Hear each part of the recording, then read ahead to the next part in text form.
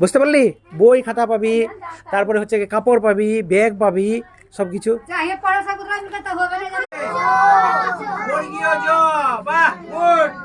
এবার দেখো, এটা দেখো কি আছে। তোমরা তো খুবই পারছো, তোমরা ভালো পারছো। এইটা দেখো, এইটা কি আছে, এটা কি আছে? বাহ, ভেরি গুড, তোমরা তো শিখে নিয়েছো সব। আচ্ছা, এইবার দেখো এটা কি আছে, এটা কি আছে, সবাই ভালো করে দেখো। এটা এটা না কি আছে? বাহ, ঠিক আছে। হ্যাঁ, এই তো তোমরা তো শিখে গেছো, ঠিক আছে।